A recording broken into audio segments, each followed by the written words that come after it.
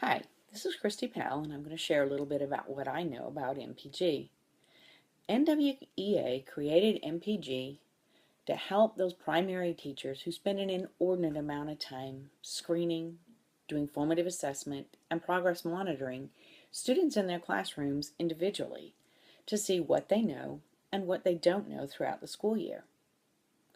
They created a three-tiered system that involves two adaptive assessments and one skills checklist that all students take. The first is a screening tool. It is an adaptive tool.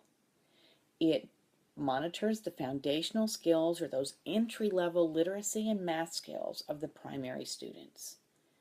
It is diagnostic.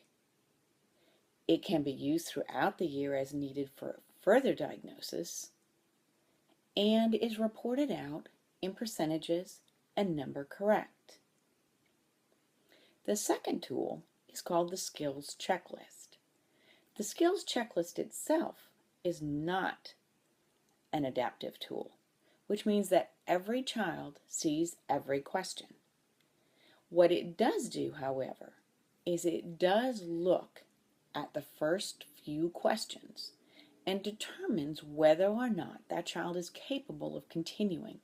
So in essence, what it does is it monitors the frustration level of that child who is not able to score at least 60% within those first few questions.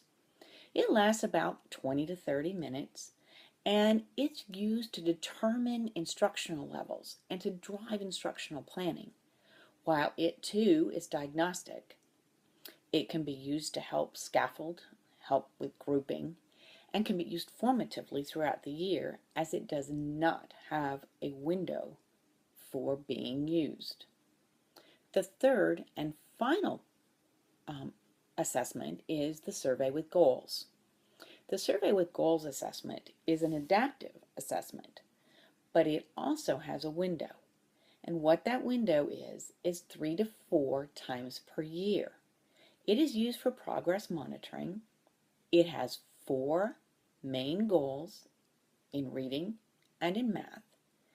It asks questions which are both audio and independent.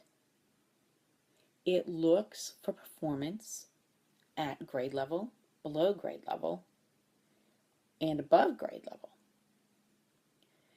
The survey with goals is normed, while the skills checklist and the screening are not. They are straight percentage and number correct. It also reports the data not by percentage correct, but by RIT score. And that RIT score correlates to instructional goals, which are found in the PGID. And what that does is it allows teachers to go in and look at students by groups based on their performance on the goals, based on where they are on that continuum of skills, and it also offers them a norm continuum based on all the students that are tested at that level. One of the things that teachers find very helpful about this process is that while the screening tool gives you a snapshot of where a child's performing today, the skills checklist hones in on those very specific skills, say math computations of addition without regrouping, numeral identification, and lets you know how that child is performing against those things which you have instructed in your classroom. The survey with goals, again, looks more at progress monitoring to say, what has my child or my children in my classroom been able to do with what I have taught them this year? It also, in reading, gives something called a Lexile score. That Lexile score lets teachers know how complex the text is that that student is able to read. That complexity is based on vocabulary, comprehension, and the sentence structure within the vocabulary.